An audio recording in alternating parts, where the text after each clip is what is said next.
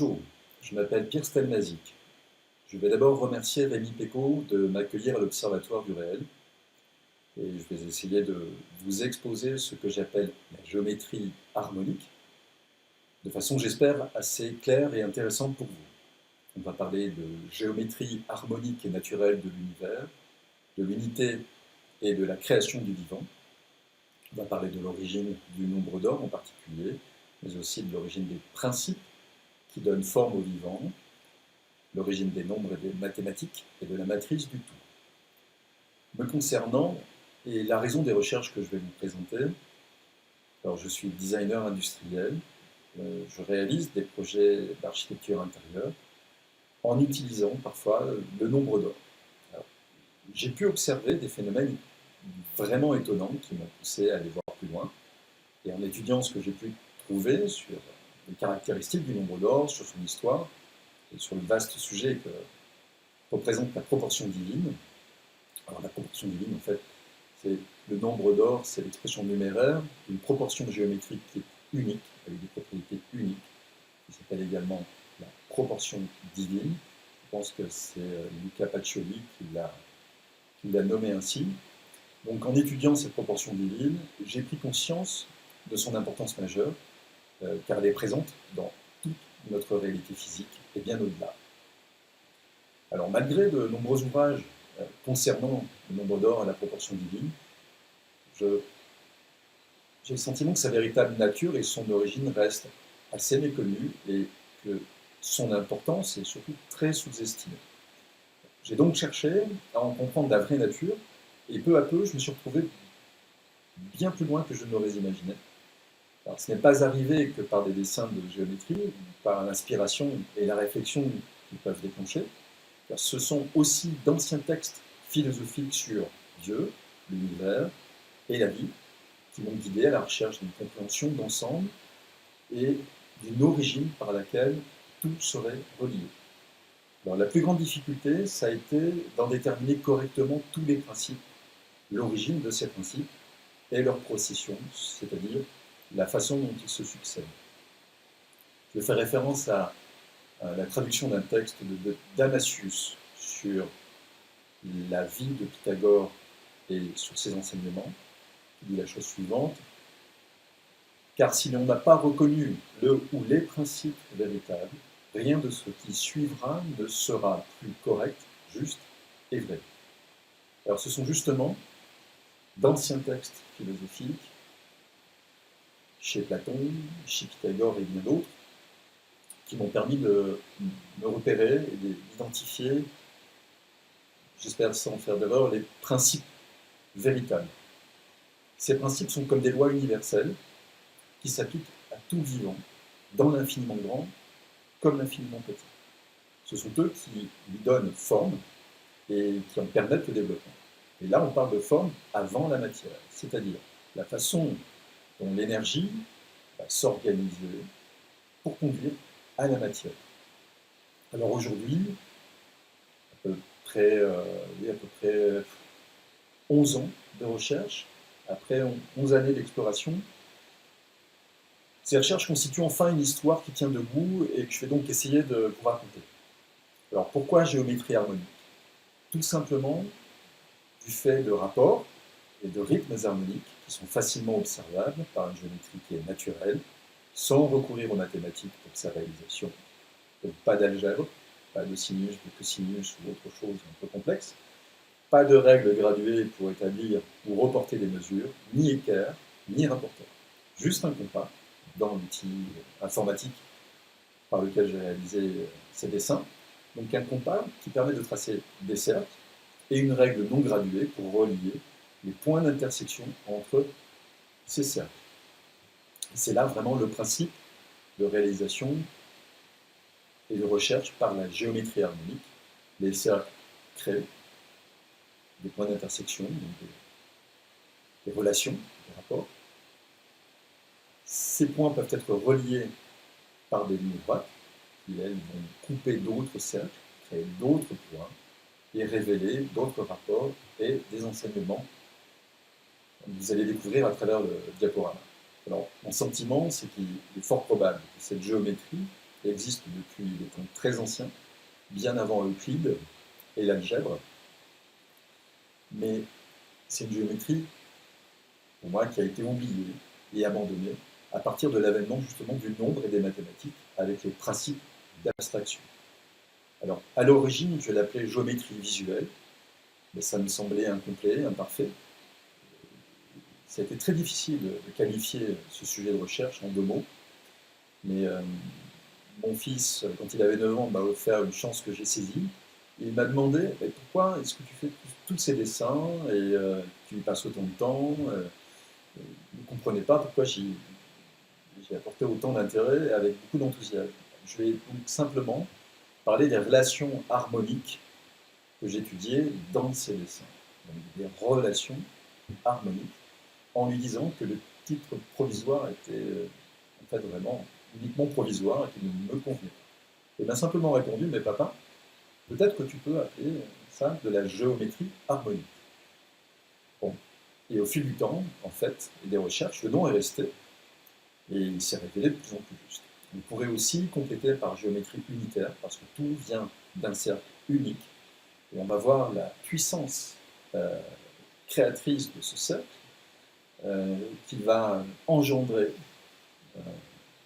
tout en diversité, et que tout ce qui va se diversifier, se diviser, se multiplier, va rester relié par les principes justement, que j'évoquais précédemment, et constituant un ensemble toujours uni par des relations particulières, ce qui fait qu'on a vraiment quelque chose qui vient d'une unité d'origine et qui, en se diversifiant, se divisant, restera toujours un ensemble unitaire, que vous verrez avec les dessins. Donc, je vous propose de commencer maintenant le diaporama avec la définition de géométrie harmonique. Au-dessus du titre géométrie harmonique, vous avez un dessin qui représente 2 cercles identiques qui se séparent et qui restent en relation. Donc ce dessin est vraiment le point d'origine de toute la recherche, c'est pour ça qu'il a été choisi pour accompagner le titre. C'est ce qu'on appelle une dyade, et l'amande qui est au centre s'appelle une vesicapicie, qui est un ancien symbole associé au Christ. Donc d'un point de vue géométrique, c'est ce que j'appelais tout à l'heure la matrice de tout, et on va voir comment, à partir de cette dyade, les nombres vont nous apparaître, les fonctions du vivant vont apparaître. Donc, comme je vous le disais précédemment, nous allons parler de la géométrie harmonique et naturelle de l'univers, de l'unité et de la création du vivant. Et c'est à partir de ce simple petit dessin qu'on va découvrir l'origine du nombre d'or, qui est déjà dans ce dessin, l'origine des principes qui donnent forme au vivant, l'origine des nombres et des mathématiques qui viennent aussi de ce simple petit, de ces 2 cercles, de ce petit dessin, qu'on peut qualifier de matrice du tout. Alors la définition de géométrie harmonique pour Euclide, c'est la science des figures de l'espace. Pour faire court, c'est géo, la Terre, métrie, métrin, mesurer, donc c'est la science qui mesure la Terre à l'origine, mais la contraction de G-Ga associée à la Terre signifie engendrer. La Terre engendre la vie. Donc on peut donner au mot géométrie le sens suivant, la science qui mesure ce qui engendre. Et comme l'harmonie, c'est la qualité d'un ensemble qui résulte des accords, de l'accord de ses parties et de leur adaptation à une fin, donc rapport d'adaptation entre des choses soumises à une même finalité, on peut trouver pour géométrie harmonique comme sens la mesure de ce qui engendre en se soumettant à une même finalité. Donc cette finalité, c'est la création et le développement de la vie. Et tout est là en fait. Et tout repose sur ces principes de relation, de rapport, et sur leurs liens. La relation engendre des rapports. Et ces rapports vont créer des liens. avec réciprocité. Ça, c'est très très important. C'est ce qu'on verra à partir de la dyade, de ces deux cercles. Ce sont les deux premiers principes fondamentaux de cette géométrie naturelle harmonique et unitaire, et ils en sont comme des lois universelles. Donc, relations qui entraînent des rapports, qui entraînent des liens, et c'est ce qu'on va observer d'un point de vue géométrique. Particularité de ces liens, ils sont équilibrés, proportionnés et de façon harmonique. Mais ce n'est pas une question esthétique. La géométrie n'est pas une finalité. C'est un outil et un des moyens par lequel l'énergie de vie s'exprime et donne forme. Alors, je vous ai préparé un mémo sur des termes qu'on va beaucoup utiliser. Les termes qu'on va surtout utiliser seront les termes de monade, de dyade, de scission, dualité, causalité. Donc je vous en ai donné les définitions. Vous pouvez en faire une capture d'écran pour aller revoir parallèlement à certains points de la présentation si vous avez besoin. Donc l'ENAD, c'est l'unité comme principe de succession. Ça, c'est très important. On parle du cercle d'origine. Et ce cercle contient déjà tous les principes de succession qui lui correspondent et qui vont créer, qui vont réaliser la mise en forme du vivant. Donc la monade, c'est une unité, c'est la notion d'unité, donc selon Leibniz, unité parfaite, qui exprime l'univers dans sa totalité. La dyade, c'est donc le dessin que vous avez vu au-dessus du titre Géométrie harmonique. Donc on part du cercle. Alors j'ai abrégé un petit peu sur le diaporama, sur les définitions, vous pourrez y revenir et on va retrouver de toute façon certains des termes dans le déroulé. Donc tout débute avec un simple cercle par l'observation de ce qu'il engendre grâce à des principes fondamentaux dont il est lui-même la source. Donc à première vue, il n'y a pas grand-chose à dire sur le cercle, mais on va voir à quel point il a beaucoup de choses à nous montrer, à nous offrir. Alors ça va se passer en 4 étapes. Il y aura l'aspect géométrique, physique et visuel, très simple. On va découvrir des fonctions. On va découvrir qu'il y a un système rationnel à partir du cercle, et que ce système rationnel va nous donner un sens à ces fonctions, qui vont nous mener on va dire, au champ philosophique et divin, et qui vont nous faire prendre conscience de certains phénomènes. Donc, l'un est la cause de toute chose et fait de toute chose un, que l'on trouve dans les traités de l'un et de l'ineffable, donc ce qu'on ne peut pas décrire, de Damascius. Donc on parle de l'unité d'origine. Donc le cercle en 2 dimensions, la sphère en 3 dimensions, on va beaucoup utiliser les 2 dimensions, parce qu'en 3 dimensions, ça serait très complexe, et ce qui est vrai en 2 dimensions l'est en 3 dimensions, puisque les principes sont justes. Donc, le cercle, c'est l'unité comme principe de succession, l'ENAD, comme on a vu précédemment, et c'est la forme qui précède la matière. Donc, c'est comment l'énergie s'organise. Donc, c'est une forme parfaite, c'est un modèle universel, et c'est le point d'origine, et on voit à quel point le cercle est un modèle universel dans le rayonnement solaire, dans l'explosion d'une supernova, en 2e image, 3e et 4e image en haut, l'organisation autour d'une spirale du nombre d'or de la galaxie ou d'un nautile. En dessous, vous avez, évidemment, on voit la Lune, la petite Lune autour de la Terre, qui sont deux sphères. La géométrie harmonique du nombre d'or également, et la spirale dans le cœur d'un tournesol. La géométrie du 5, très importante dans un coquillage. On retrouve dans l'image, dans la cactée, la spirale d'organisation du vivant. L'œil est lui-même organisé autour de la géométrie du cercle pour capter toute la production du vivant, l'énergie, la lumière. Et les 3 dernières images sont les 3 premières étapes de la division cellulaire. Et ce qui est intéressant, c'est de voir que le dessin que je vous ai présenté au-dessus de du titre géométrie harmonique, c'est exactement ça, c'est la division cellulaire, sauf que vous allez voir que ça fonctionne à un niveau non pas exclusivement biologique, cellulaire et infiniment petit, mais c'est valable également dans l'infiniment grand. Voilà. Donc, origine et procession des nombres, on va commencer par ça. Vous avez un triangle noir tout à droite au-dessus de l'astérix. Pourquoi? C'est tout simplement, bon, je me suis appuyé sur des connaissances existantes, et quand il me semblait avoir épuisé justement toutes mes ressources, toutes les ressources existantes sur le sujet, je suis rentré dans un champ de recherche où j'ai remis en question euh, finalement les choses sur lesquelles j'avais commencé mes apprentissages. Et donc, à chaque fois qu'il y a cet astérix, on est vraiment dans un champ de recherche sur lequel aujourd'hui on n'a pas de production documentée sur cette façon de comprendre ou d'analyser ou de voir les choses.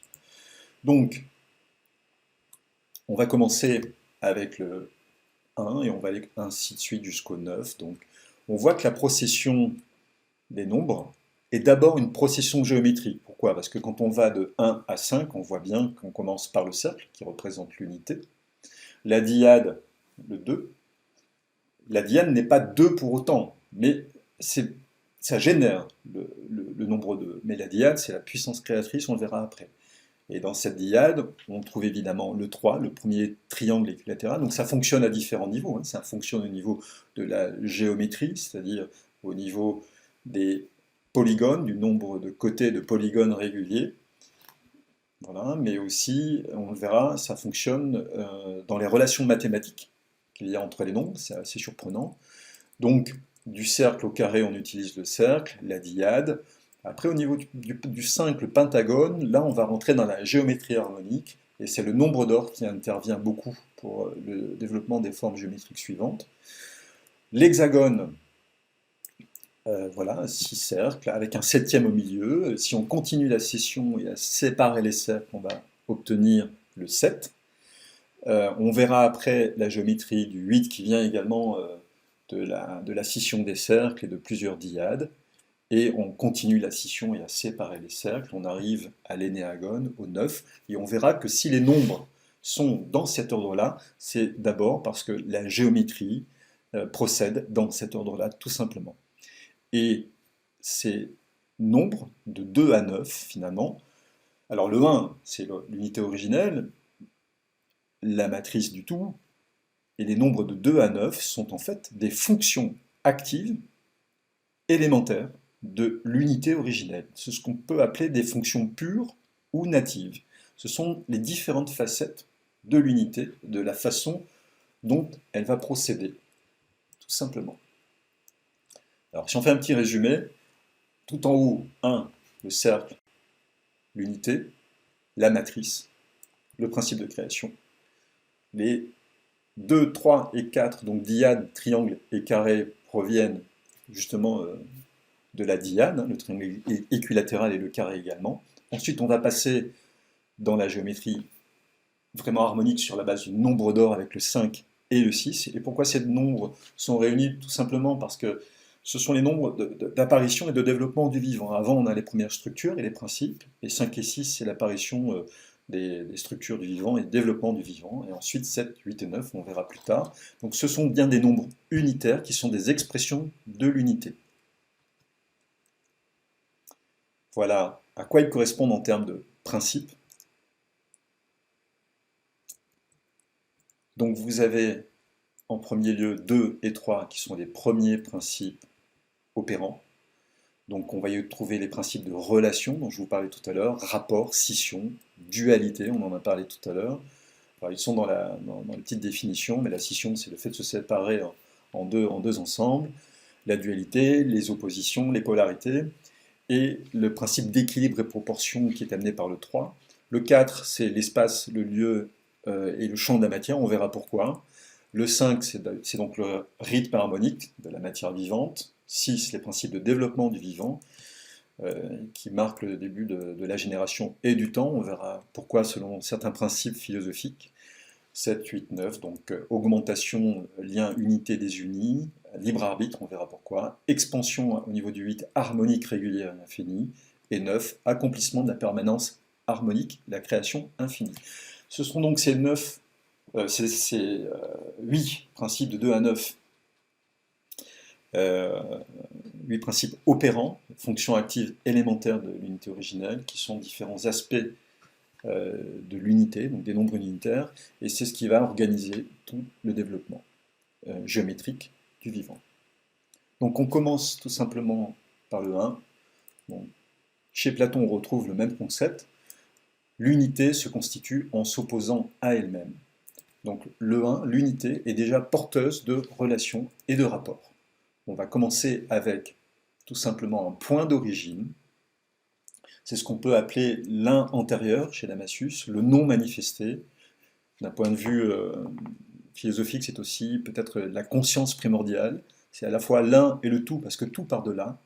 Et c'est donc tout ce qui va être. Donc, c'est évidemment difficile de savoir ce qu'il y a avant.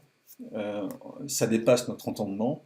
Et c'est la seule façon dont on puisse, on va dire, de façon cohérente, se le représenter.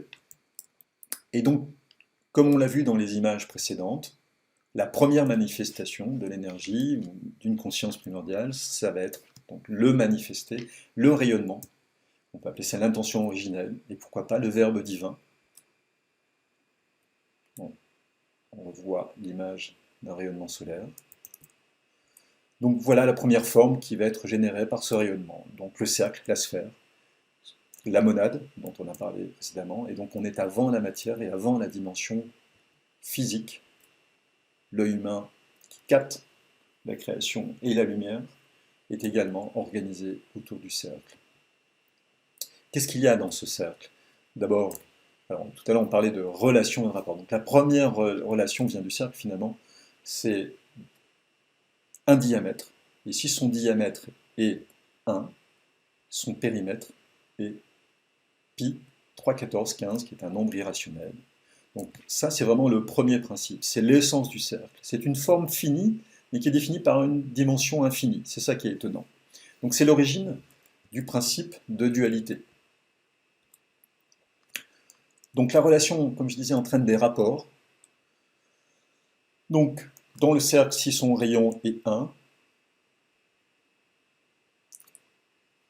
la diagonale entre deux rayons à 90 degrés qui nous donne un carré de 1 sur 1, c'est racine de 2. Donc dans le cercle, on a déjà racine de 2. Alors pourquoi il y a deux axes? Parce que ça introduit la notion de dualité et de polarité. Alors difficile de savoir où établir les polarités, s'il y en a une ou si elles sont multiples. Mais en tout cas, on sait que sans polarité, rien ne peut être mis en mouvement dans la création. Donc on est parti de la relation à l'intérieur du cercle qui nous mène à la notion de rapport, et voilà le premier principe, et c'est la source et la racine du 2. Donc la racine de 2 vient du 1. Donc on a vu tout à l'heure, c'est vrai d'un point de vue géométrique, et que les nombres vont s'engendrer non seulement dans un premier plan par leur racine, mais ils vont s'engendrer également par les polygones et le nombre de côtés identiques et réguliers. Donc, c'est la dualité, les polarités, les opposés et les principes de symétrie. Et là, évidemment, on est sur une valeur totale de rayonnement de 2. Donc, en conclusion, 1, relation et rapport, caractère et état de deux ou plusieurs choses entre lesquelles existe un rapport, et le rapport, le lien ou la relation entre deux ou plusieurs choses. Donc Platon nous dit, la lumière de la vérité découle de l'un. Passons au 2, scission et dualité. Donc ça, c'est le second principe opérant. Donc on va voir le cercle créateur en action. Donc on revoit cette image de supernova qui explose. Alors l'image a été produite à partir des données mathématiques qui ont été recueillies autour de l'explosion, mais on voit bien le phénomène de scission par le cercle, avec évidemment le principe de polarité, d'opposition, c'est tout à fait évident. Donc si on regarde d'un point de vue géométrique, on part du cercle, on définit un axe selon lequel les polarités peuvent s'opposer. Donc la scission, c'est le second principe, début de la scission, le cercle créateur en action. On revient à la notion d'unité qui s'oppose à elle-même. Et voilà le premier mouvement, hein, soumis aux polarités. Et on arrive au principe de dualité. Donc, c'est le second principe, la dyade. C'est vraiment la particularité de cette dyade, c'est la nature et l'essence du cercle. C'est-à-dire que le cercle, il est défini par un centre et un périmètre.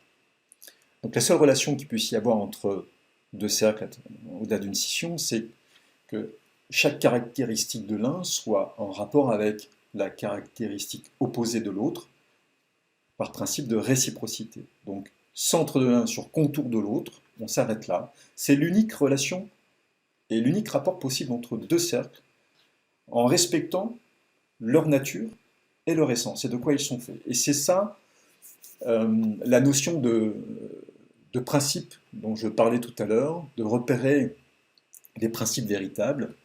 Donc là, on est vraiment sur le principe véritable de la dualité par le cercle. Donc voilà les deux centres. Et évidemment, nous avons des points d'intersection. Et nous avons donc le premier rapport qu'on va pouvoir mesurer tout à l'heure. Ce qui nous ramène à la division cellulaire.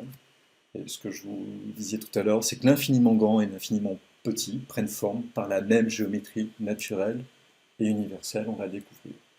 Donc si on fait une petite animation de ce qui se passe et on regarde déjà ce qui se passe dans la dyade, on a évidemment la perpendicularité et l'angle droit, hein, parce que on a pu faire passer un axe, une ligne droite par les deux centres, mais également par les deux points créés, les deux points d'intersection à gauche et à droite. Et évidemment, ça nous donne un angle droit. Et si cette valeur est 1, la valeur totale de la dyade, c'est racine de 3. Si on continue dans le dessin au milieu, si cette valeur est 1, c'est-à-dire la distance entre les deux centres, et donc le rayon du cercle, la valeur de la distance d'intersection des cercles va être racine de 3. Et là, c'est vraiment intéressant parce qu'on est dans le 2. Et tout comme tout à l'heure, on a vu que la racine du 2 prenait sa source dans le 1, la racine du 3 prend source dans le 2. On retrouve racine de 2. Et ici, précédemment, on a donc la vésicale ici dont je vous parlais tout à l'heure. Alors, apparemment, il y a un petit souci dans le diaporama, cette image s'est réintégrée. Mais c'est pas grave, si on repasse à l'image suivante, on voit que dans cette dyade, si sa hauteur est racine de 3, sa longueur est 3. Voilà. Donc dans cette dyade, on a déjà la racine de 2, la racine de 3, racine de 5, on va le voir, et le nombre d'or y est déjà présent également. Voilà. Donc, je repars en arrière, pardon. Voilà le résumé de toutes les choses qu'on peut trouver dans la dyade. À gauche, on voit racine de 3 dans la dyade, donc c'est le premier triangle équilatéral, ici. Point d'intersection, vous pouvez observer où on trouve le triangle équilatéral. Évidemment, si on a ce triangle équilatéral inscrit dans un cercle 1 de rayon 1, la valeur de son côté sera racine de 3. Pareil pour racine de 2. Alors pour racine de 2, il faut tracer un nouveau cercle à l'intérieur de la dyade, mais on peut le tracer puisqu'on a les deux points d'intersection des axes, le point d'intersection des deux axes, pardon. Et si on relie, si on trace un cercle à l'intérieur et qu'on relie à nouveau des points d'intersection, on va trouver le carré. Donc s'il est dans un cercle de rayon 1, la valeur de son côté sera racine de 2, tout simplement. Donc en conclusion sur le 2, scission et dualité. Donc scission, le fait de se diviser et de se retirer en formant une organisation nouvelle, la dualité et la dyade. Donc on peut déjà faire une petite pause. On a nos deux premiers principes opérants. Donc juste avec le cercle, sans mathématiques. Le premier principe véritable, c'est le principe de relation et de rapport. Et on voit ce que ce principe de relation et de rapport génère. Déjà le 2, le 3 par sa racine en partant du 1. Donc on a le second principe opérant, scission, dualité. C'est ce que j'ai appelé le cœur harmonique. Et c'est vraiment la fonction créatrice du cercle, tout est là. Donc les cercles créés par le point et les lignes droites vont révéler par les points ce qui est créé. Donc on est sur la notion de principe antérieur, hein. Donc c'est vraiment l'origine de ce qui va prendre forme. Voilà donc nos deux centres de cercle, les points d'intersection. C'est ça la fonction créatrice du cercle. Maintenant, l'origine des nombres par le cercle. Alors, le cercle, comme source géométrique du principe de racine et des nombres. On va voir augmentation et diminution, multiplication et division. Alors, il est établi, alors ça c'est une méthode de construction établie, comment on trouve les racines par le cercle, comment elles s'engendrent les unes les autres. Donc si on part d'un cercle de diamètre 1, en bas de ce cercle, on va tracer une diagonale dans un carré de 1 par 1. Voilà cette diagonale. Si on la rabat à l'horizontale, sur le plan horizontal dont on est parti à l'origine, on va avoir une longueur qui est racine de 2, c'est normal, c'est la diagonale du carré de 1 par 1, c'est racine de 2. Et si on remonte en haut, d'une valeur 1, hein, donc en haut, à l'horizontale du sommet du cercle, on va obtenir racine de 2. Ici, en rabattant, on va obtenir racine de 3. Racine de 3, c'est donc la diagonale d'un rectangle de 1 par racine de 2, et ainsi de suite. Donc là maintenant, on va passer sur le cercle comme source du principe géométrique de racine. Là, vous avez un cercle, un dessin à gauche qui vous montre la totalité des racines qu'on peut déjà voir dans la première diade. Donc vous avez racine de 3, racine de 2, racine de 5, 2 et 3. À droite, on va voir après comment va procéder géométriquement l'augmentation et la multiplication. Donc c'est souvent par le facteur, donc si vous prenez 2 au carré, vous obtenez 4, et si on passe à l'unité, enfin au plan supérieur en volume, 2 avec 3 en exposant, on obtient 8, et on a évidemment nos 8 sphères dans le cube, on verra ça plus tard. Donc c'est l'accroissement, l'augmentation par la multiplication, c'est l'accroissement en nombre d'entités semblables issues les unes des autres. On voit que ça fonctionne en 2 dimensions, en 3 dimensions par la scission. Donc l'origine, donc vous avez ce dessin avec les différentes polarités, et on va voir la génération ordonnée des racines de 2 à racine de 9. Donc le cercle est vraiment la source géométrique du principe de racine des nombres. Donc si on a maintenant, par rapport à ce point de départ, en haut et en bas, on va tracer 2 cercles dont les centres sont donc au sommet et à la base du cercle d'origine. Et ces cercles passent par les points latéraux qu'on a identifiés tout à l'heure. On va obtenir racine de 2. 2 est un nombre pair. Il y a 2 cercles dont les centres sont sur le cercle d'origine. Si on passe à racine de 3, qui est un impair, on a un seul cercle, c'est le cercle en gras, dont le centre est au centre de la figure et du cercle d'origine. Donc évidemment, racine de 4, donc 2, on va avoir 2 cercles. Et on obtient ces 2 cercles en passant justement par racine de 3 sur l'axe horizontal. Maintenant, si on trace un cercle dont le centre de la figure qui va passer par les deux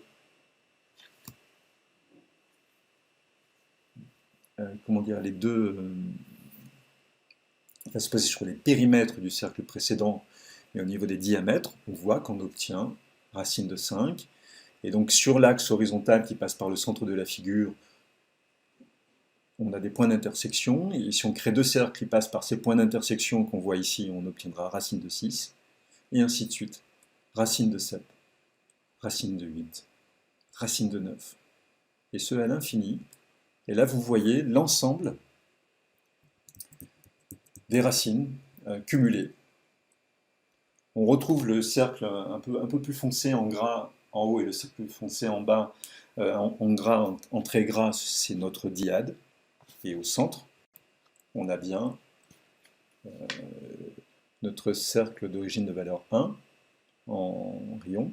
Donc voilà, il existe de nombreuses relations entre les nombres à travers leurs racines et d'une façon pleine et entière par le cercle.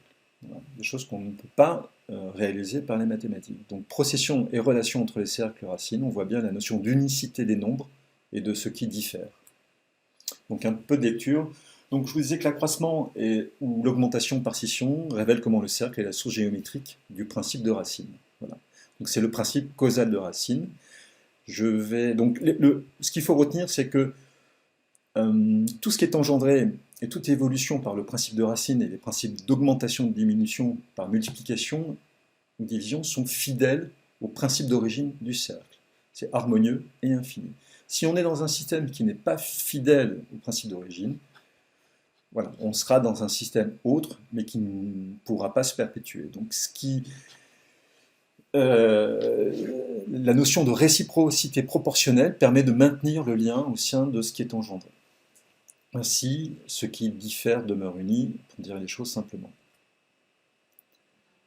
On va regarder également, alors ça c'est une chose intéressante, c'est que ça fonctionne aussi au niveau des relations entre les nombres. Donc on va juste regarder avec le 3 x 4 et 3 x 5, mais le principe de multiplication, donc, qui est le principe d'évolution, alors multiplication et facteur, comme quand on met en exposant 2 ou 3, c'est ce qui fait que tout va pouvoir se développer d'une façon harmonieuse et cohérente. Tout ce qui procède par addition ou par soustraction, c'est différent.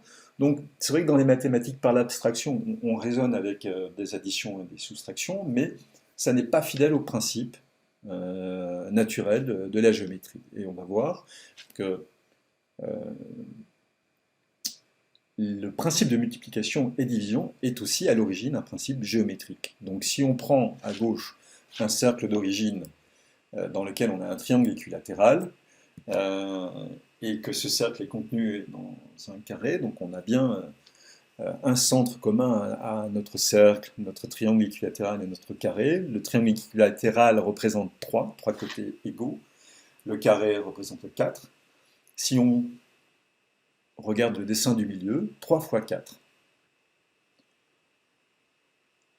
On part du bas du triangle équilatéral, on va tracer 2 cercles en gris, qui sont des cercles unifiants qui relient le 3 et le 4, le triangle et le carré. Et si on duplique ces cercles, c'est-à-dire que si on continue à tracer des cercles sur le contour en pointillé du cercle d'origine, en faisant en sorte que le centre de chaque nouveau cercle passe par le contour du précédent, c'est le dessin que vous avez à droite, vous allez obtenir 12 cercles. Donc la multiplication d'un cercle unifiant en 12 cercles égaux, on divise le cercle d'origine en 12 arcs, ou 12 angles égaux. Donc, maintenant on peut parler d'origine des nombres et de leur relation numéraire et mathématique qui se fait par le cercle. Voilà, 3 fois 4 en géométrie nous donne bien 12.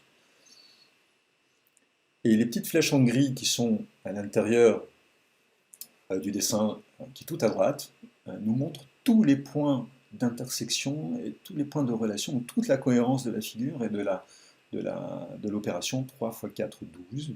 Donc on est en relation avec les côtés des triangles équilatéraux, avec tous les cercles, tous les petits cercles, c'est vraiment stupéfiant. Ça fonctionne également pour 3 x 5. Donc si cette fois-ci, au lieu d'avoir un carré autour du cercle, on a un pentagone, par le même principe en créant un cercle unifiant au centre, sur le dessin du centre, qu'on multiplie ce cercle, on obtiendra 15 cercles. Alors, je ne l'ai pas fait pour toute la table de multiplication, c'est un travail qui est en cours, mais ça fonctionne déjà avec la table de 2, la table de 3 et la table de 4. Donc on voit bien que ce que l'on connaît des nombres et de leurs relations vient du cercle et de ses principes. Donc multiplication et division géométrique, l'ordre des nombres provient de la procession géométrique qui les engendre. Cette procession s'effectue par la géométrie du cercle créateur à 2 niveaux, donc numéraire par la racine et formelle par la division du cercle en multiples angles ou faces de polygones réguliers. Donc ils sont tous reliés par l'ordre dans lequel ils sont générés, mais les nombres sont aussi reliés en dehors de cet ordre dans des rapports de multiplication et division qui sont avant tout des fonctions géométriques. Donc les relations mathématiques entre les nombres proviennent elles aussi de la géométrie du cercle créateur. Donc tout procède de l'un antérieur.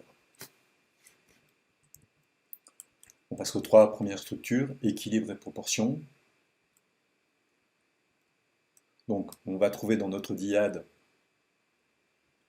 les premiers triangles équilatéraux, rectangles ou isocèles.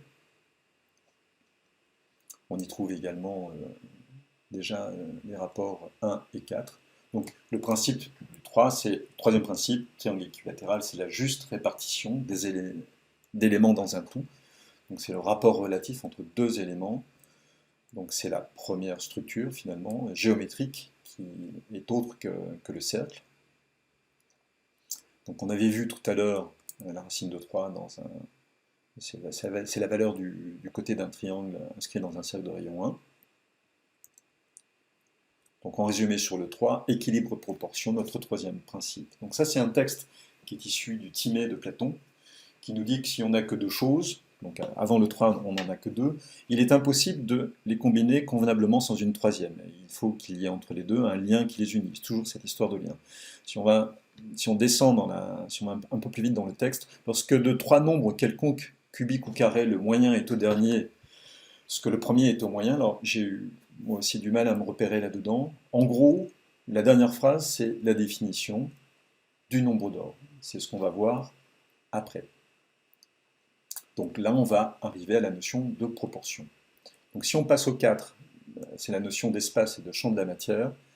Donc c'est pour que le vivant se développe, que toute cette géométrie puisse se développer selon une trame harmonique, il faut qu'il y ait un environnement et adapté à sa nature, donc ce qui va permettre également l'orientation. Donc on voit, si on repart de notre dyade d'origine, ici, avec les deux centres sur les contours, les points d'intersection, et voilà la création du carré par les points d'intersection. Donc ça, c'est vraiment une construction naturelle du carré. C'est la première construction naturelle du carré. Tout comme du triangle équilatéral avant. Donc on n'a pas d'équerre, on a le cercle et une règle qui permet de relier les points. Et cette notion de construction naturelle est vraiment très importante. C'est un des principes qu'il faut conserver pour rester dans la géométrie naturelle. Donc c'est l'origine des racines du carré dans le cercle, principe de racine carrée. Donc le 4, on part donc du carré, les trois plans perpendiculaires de l'espace qu'on va retrouver lorsqu'on passe en volume, évidemment. Donc c'est ce qui va nous donner notre système d'orientation pour le développement de la géométrie harmonique. Donc en résumé, 4 représente l'espace, le lieu et le champ de la matière. Donc l'espace à 3 dimensions constitue un environnement stable et parfaitement fidèle, puisqu'il vient justement du cercle, fidèle au premier principe opérant. Donc il est propice à leur action et à leur réalisation. Voilà, un principe véritable, très simple. Donc Damascius, dans son traité de l'un et de l'ineffable, nous dit que le lieu 4, c'est le lieu qui délimite et ordonne chaque corps dans sa propre structure orientée. Et nous voilà maintenant à la première proportion, le nombre d'ordre, puisqu'on a parlé de proportion tout à l'heure avec le 3. On reviendra au 5 après. La divine proportion. Donc, ce qu'on a trouvé dans la définition par Timée de Platon, qui était assez complexe tout à l'heure, vous pouvez relire au calme, c'est la notion de relation, de rapport de proportion géométrique équilibrée. Donc, si la grande distance A est divisée en deux parties, une moyenne B et une petite c, la relation entre A et B, c'est la même qu'entre B et C, et réciproquement, donc A divisé par B égale B divisé par C. C'est la seule proportion équilibrée, harmonique. Il n'y en a pas d'autre, vous pouvez essayer. Donc ça vient phi, c'est un des noms qu'on donne au nombre d'ordre, à cette proportion, ça vient de Phidias, qui a sculpté, qui était sculpteur qui a réalisé des sculptures sur le Parthénon à Athènes. Donc c'est l'extrême et moyenne raison, selon Euclide. Donc c'est de là que viennent les principes de proportion et d'équilibre. Enfin plutôt, ça représente les principes de proportion et d'équilibre. Donc le nombre d'or, on l'appelle également 1,618, la divine proportion. Alors la façon établie de construire le nombre d'or, on part d'un carré, on va prendre la diagonale du demi-carré, on va la rabattre tout simplement à l'horizontale, et on va obtenir, si la valeur du côté du carré est 1, on va obtenir la proportion divine phi, le nombre d'or. Donc ça, c'est la méthode de construction établie. Donc on a vu tout à l'heure, là c'est une représentation de galaxie, on voit le principe de construction de la spirale du nombre d'or à partir du carré, et du carré on réalise des rectangles de nombre d'or, que l'on va trouver également dans l'organique, le vivant, dans ce tournesol. Voilà. Donc là on a vraiment le principe du cercle créateur, et on va voir comment le nombre d'or est déjà apparent dans ce simple cercle. Donc là, on n'est plus dans les méthodes établies, on remet en question, et on ne se sert que du cercle. Donc on repart du cœur harmonique, dont je vous ai parlé tout à l'heure, et le nombre d'or est déjà ici. Voilà. Il n'y a rien d'autre à faire pour trouver le nombre d'or, à part tracer deux cercles identiques en relation parfaite et unique sur centre et contour de l'un et de l'autre, et le cercle qui est au centre, qu'on va tracer tout à fait naturellement, puisqu'on a un axe vertical et un axe horizontal qui se coupent au centre de la dyade. Vous voyez le trait en diagonale, en pointillé, c'est là que se trouve la proportion divine. Donc si on va un petit peu plus loin, on voit que la diagonale d'un carré, d'un rectangle de 1 sur 2, si le diamètre du petit cercle au centre est 1, la largeur totale de la figure sera 2, donc c'est racine de 5, c'est la diagonale d'un rectangle de 1 sur 2. Et pourquoi la formule c'est 1 plus racine de 5 divisé par 2, comme c'est écrit précédemment, hein, donc c'est un nombre irrationnel, mais qui est représenté par des nombres rationnels. Voilà, on voit bien que la moitié du cercle gris du petit cercle plus la moitié de la diagonale du carré du rectangle de 1 sur 2 va nous donner 1 plus racine de 5 divisé par 2. Donc racine de 5, c'est vraiment le rapport qu'il y a entre le 1 et le 2, une fois que cette géométrie a trouvé son champ d'expression avec l'angle droit, le champ de la matière, le 4 qu'on a vu tout à l'heure, tout simplement. Voilà, et c'est donc ça le champ harmonique du nombre d'or maintenant qu'on va voir. Donc la nature et l'essence du nombre d'or, tout comme la nature et l'essence du cercle tout à l'heure. Première construction naturelle. Le cercle du milieu va glisser sur l'axe horizontal pour être en contact avec le précédent, et le nombre d'or est là. Donc ça c'est vraiment la construction naturelle par le cercle uniquement. On va retrouver cette proportion ici, ça a la même valeur, hein, c'est exactement pareil. Mais surtout ça va nous permettre de tracer un cercle concentrique au cercle du bas de la dyade. Et si le cercle du bas de la dyade est de rayon 1, alors ce cercle que l'on vient de tracer aura pour valeur le nombre d'or. Et l'anneau gris, c'est vraiment l'intérieur de l'anneau, c'est 1, l'extérieur c'est le nombre d'or. Et c'est ce que j'ai appelé le rayonnement harmonique du nombre d'or, c'est son champ harmonique. Et dedans, on voit en vertical, en partant du bas vers le haut sur l'axe central, on voit bien la déclinaison harmonique du nombre d'or. 1 divisé par le nombre d'or, 1 divisé par le nombre d'or au carré, etc. Donc c'est vraiment le rayonnement harmonique en proportion équilibrée. Alors d'un point de vue mathématique, on ne peut pas établir de lien entier entre 1 et pi, parce que le cercle, c'est quand même pi. Le nombre d'or vient de la dyade, mais on va voir que géométriquement, on peut établir une relation entre pi et le nombre d'or. Donc diamètre 1, périmètre pi. On a vu racine de 5 tout à l'heure divisé par 2, ça fait partie de la formule du nombre d'or, 1 plus racine de 5 divisé par 2. Si ce cercle est posé par le principe de dyade, hein, si son contour passe par le centre du cercle 1, la totalité de la figure, en hauteur, c'est le nombre d'or. Alors, comme réflexion, voilà ce que ça amène. Donc, la divine proportion, soit elle est créée et révélée par le cercle, on vient de le voir géométriquement, soit c'est elle qui est à l'origine de la dualité et des principes de l'action créatrice. Donc lequel engendre réellement l'autre? Est-ce que c'est le cercle qui engendre le nombre d'or? Ou est-ce que le cercle est le cercle parce que justement, en amont, dans le non manifesté, dans ce qui est antérieur, le nombre d'or, la proportion divine, permet de créer le cercle? Est-ce que c'est le rythme du Verbe divin? Est-ce que c'est l'expression d'une conscience? On sait que cette proportion provient directement de ce qui est antérieur à tout, de ce qu'on appelle l'ineffable, donc ce qu'on ne peut pas se représenter et qualifier, et de nul autre. De là où on ne peut ni voir ni savoir. Donc c'est une proportion qui est vraiment qui est de l'esprit de l'un non manifesté. Et c'est l'unique proportion équilibrée qui unit les opposés et les polarités, qui permet au principe de dualité de devenir harmonie, puisque tout vivant se développe de façon harmonieuse et harmonique. Les pythagoréciens parlaient de progression harmonique, justement. Donc le lien entre pi et phi peut être vu de la façon suivante. Donc pi 3,14 et phi le nombre d'or 1,618.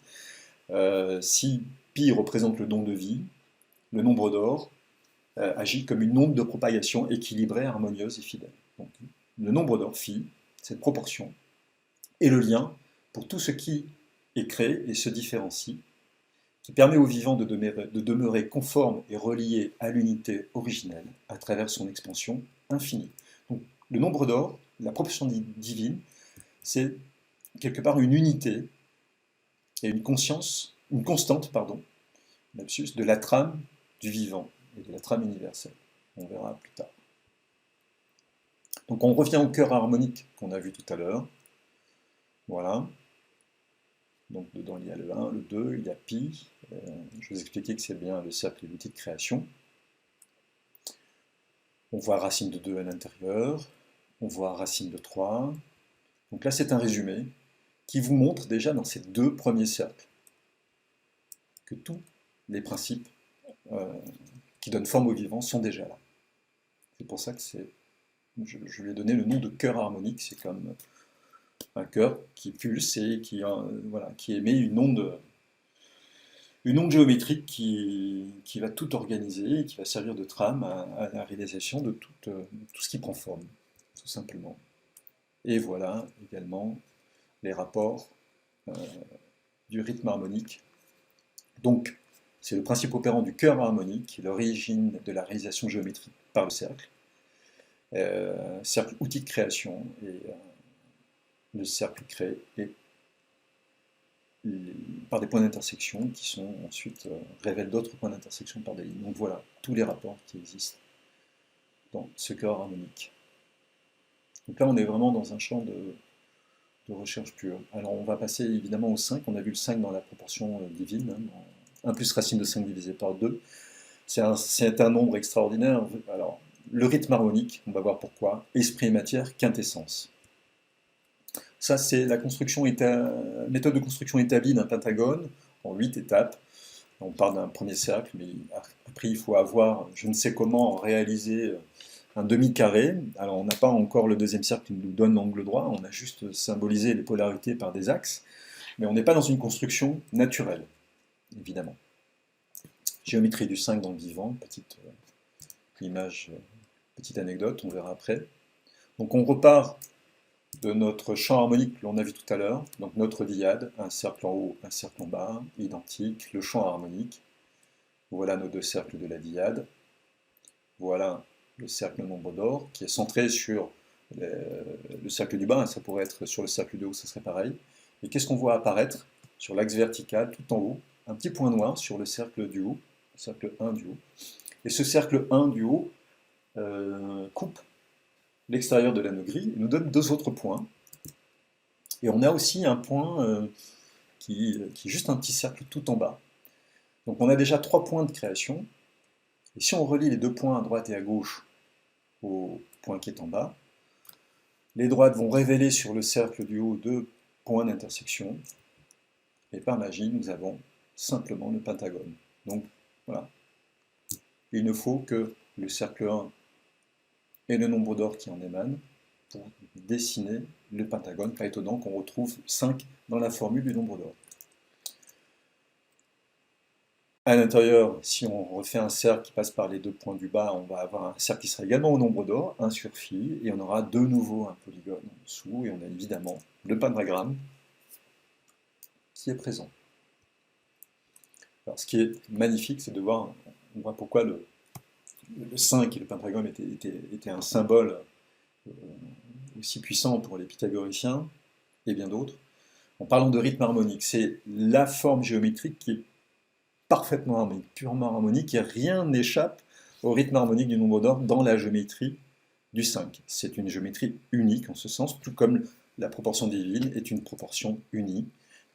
Pardon. Donc si on part de l'intérieur de l'étoile, 1, la valeur du bras d'étoile sera nombre d'or, le bas du triangle, enfin je vous laisse découvrir, toute la géométrie évolue au nombre d'or. Mon nombre d'or multiplié par le nombre d'or, donc phi au carré, phi au cube, mais c'est valable également dans les différents axes de cette géométrie. Tout est au nombre d'or dans le 5, qui représente vraiment le rythme harmonique.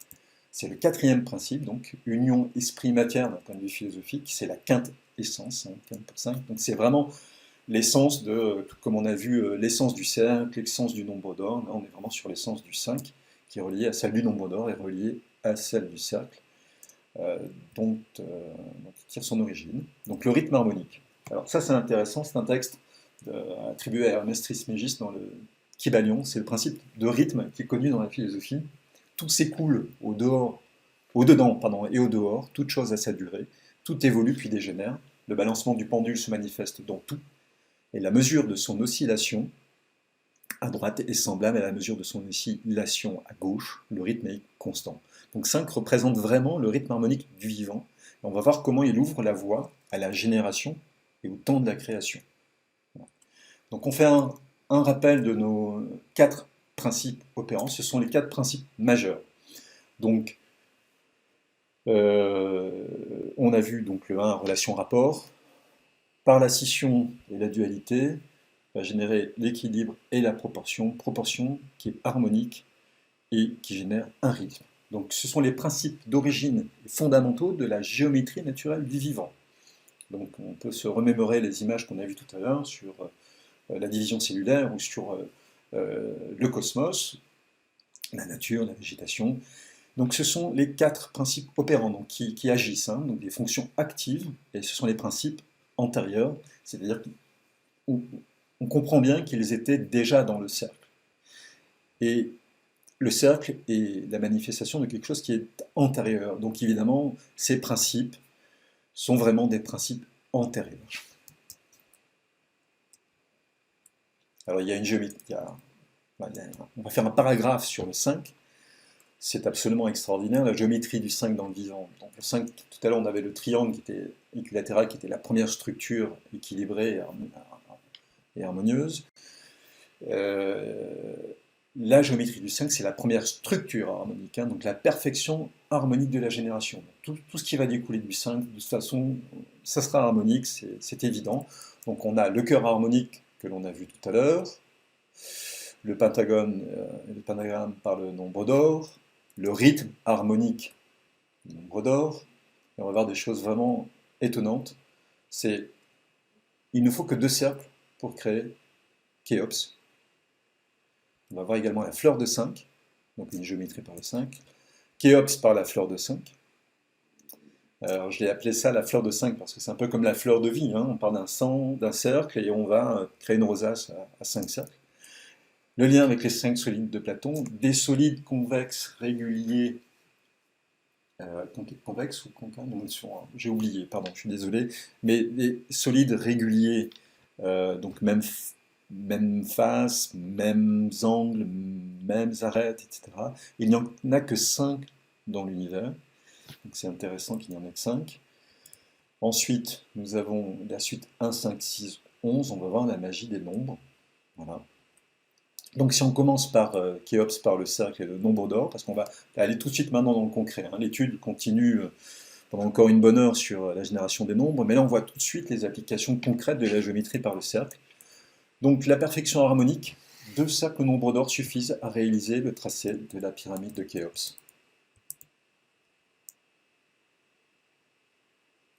Alors même si les autres pyramides ont des proportions similaires, ça ne s'applique pas de la même manière. Khéops est vraiment unique. J'ai fait des recherches sur d'autres pyramides, on trouve cette particularité uniquement chez Khéops. Donc voilà, on sait, en tout cas aujourd'hui, que si la demi-base de Khéops est 1, valeur 1, la hauteur de Khéops c'est racine du nombre d'or, et la longueur du côté, en tout cas de la médiane du côté, c'est le nombre d'or. Alors ça, c'est ce qui est connu. Maintenant, partons de notre champ harmonique à partir de la monade. Pas besoin de la diade complète. Si on part du sommet et qu'on trace deux lignes en pointillé en tangence avec le cercle intérieur, donc le cercle intérieur c'est 1, le cercle extérieur c'est le nombre d'or, et qu'on passe par la base de ce cercle central à l'horizontale, vous aurez deviné que nous avons Khéops. Alors j'ai vérifié, les angles, les longueurs, tout est... C'est surprenant, c'est absolument parfait. C'est absolument parfait, c'est très étonnant. Voilà ce qui est à l'intérieur de Khéops. Alors on voit déjà qu'il y a quelque chose d'intéressant qui s'annonce. C'est la géométrie intérieure est aussi alignée sur le cercle qui est inscrit au centre de Khéops finalement, le cercle 1. Donc, si on part maintenant du bas de la pyramide avec un cercle 1, qu'on va continuer par un rayonnement harmonique à développer des cercles au nombre d'or, donc 1 fois le nombre d'or, pi fois le nombre d'or, pi au carré. Les cercles vont passer par l'intérieur de la pyramide, le sommet de la pyramide. On retrouve notre diade d'ailleurs ici, c'est intéressant, et on voit que tout est absolument harmonique. Donc on est vraiment dans la perfection harmonique de Khéops, juste par le champ harmonique du nombre d'or et du cercle d'origine, tout simplement.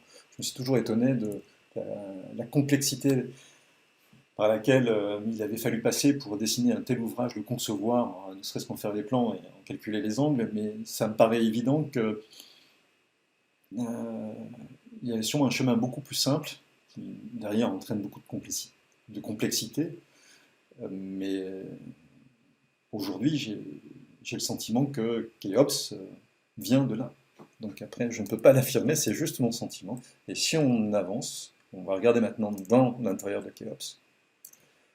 Alors on sait déjà que la chambre du roi est à une hauteur du sol telle que le rapport entre sa hauteur par rapport au sol et le sommet, on est au rapport du nombre d'or. Donc les chaînes de cotes que vous avez à droite, tout à droite, sont des chaînes de cotes connues. Mais si on regarde les chaînes de cotes, les 3 ou 4 chaînes de cotes qui sont vers l'intérieur et les chaînes de cotes horizontales, c'est stupéfiant de voir à quel point le nombre d'or est partout. Donc les valeurs sont cohérentes sur une ligne de cote, hein, c'est-à-dire que ce qui est 1 sur une ligne peut être phi sur l'autre, mais c'est bien pour montrer les différents degrés, les différents niveaux de présence du rythme harmonique du nombre d'or, également par les cercles. Les cercles sont également au nombre d'or. On retrouve évidemment nos deux cercles en pointillés, un peu foncés, un peu serrés, c'est notre diade d'origine. Les cercles extérieurs sont les cercles au nombre d'or. Donc la position de la chambre de la reine, pardon, sa hauteur, sa position par rapport à la chambre du roi, sa hauteur, comment cette chambre est centrée, la chambre basse, tout est au nombre d'or. Voilà. Et petite interrogation, comme on voit, il n'y a pas de hasard dans la géométrie harmonique. Il y a cette chambre basse et il y a un début de puits.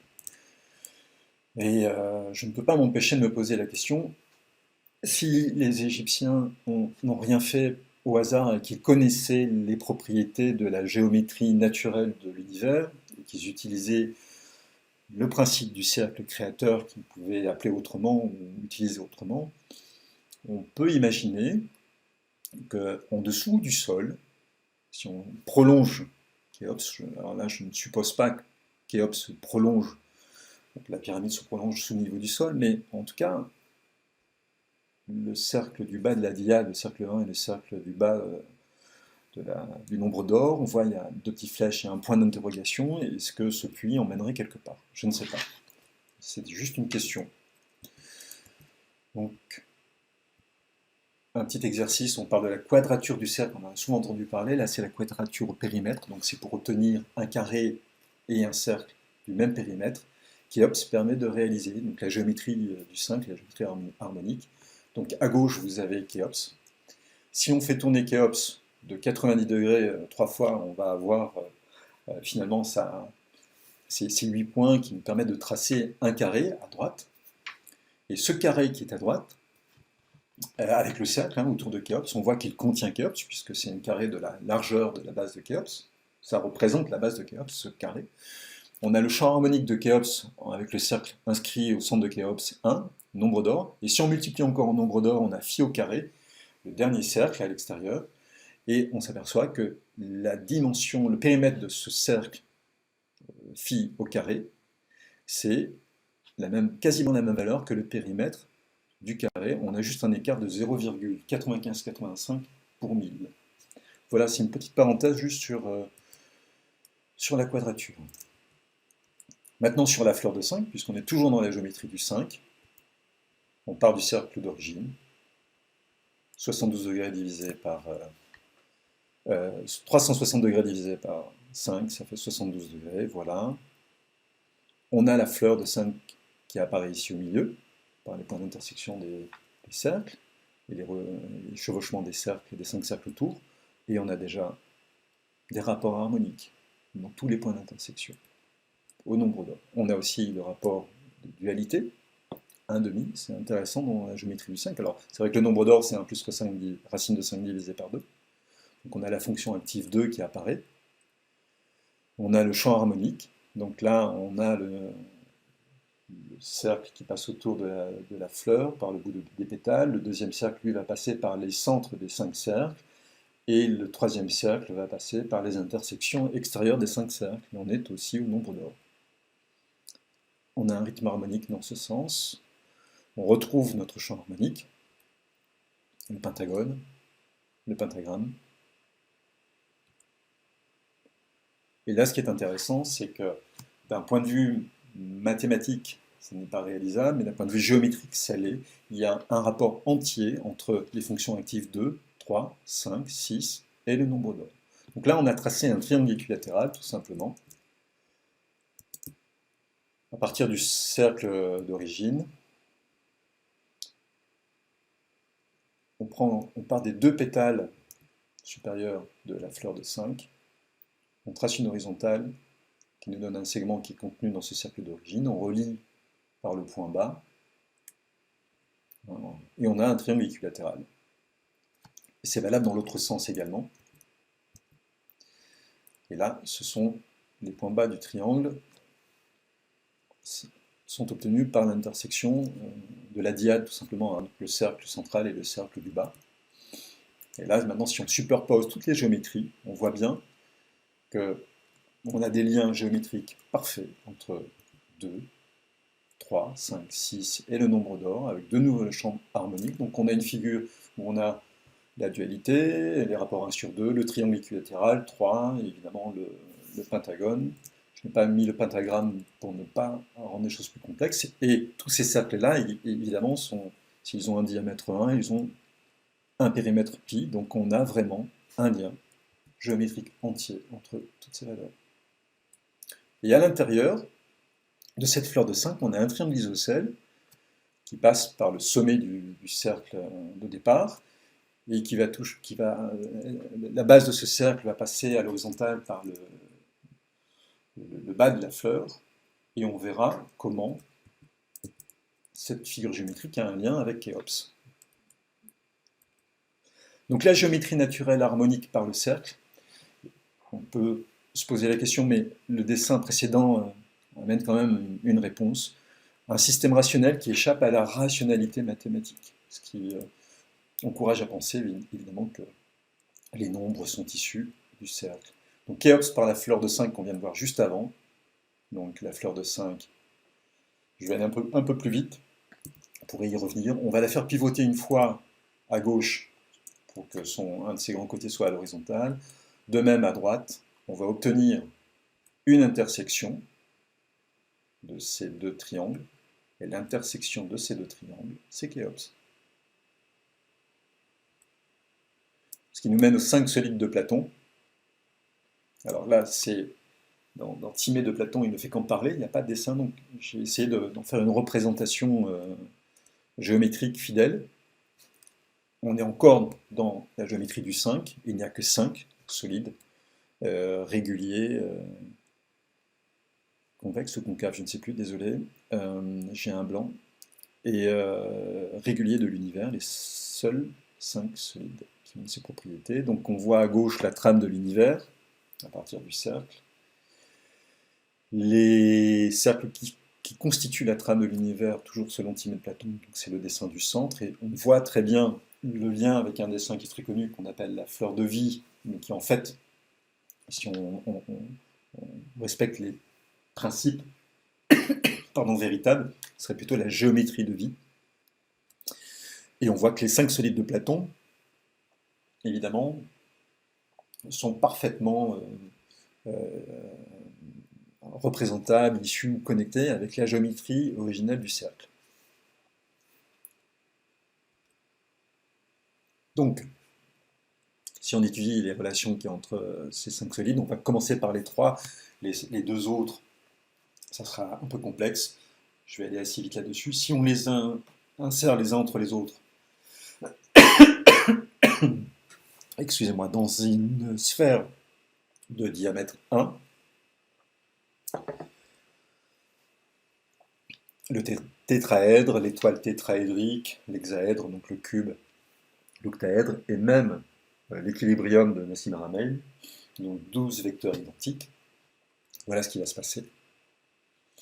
Si on fait, alors là, je vais passer très vite là-dessus, si on fait une étude détaillée des dimensions qu'on obtient dans les différents solides, s'ils sont tous dans une sphère de diamètre 1, on a des correspondances assez étonnantes. Donc entre ces deux figures, par exemple, la surface des phases de la figure centrale correspondra à la valeur de la médiane de la phase la petite pyramide inversée qui est à droite. Donc il y a énormément de rapports de correspondance comme ça. Et ce qui est vraiment étonnant,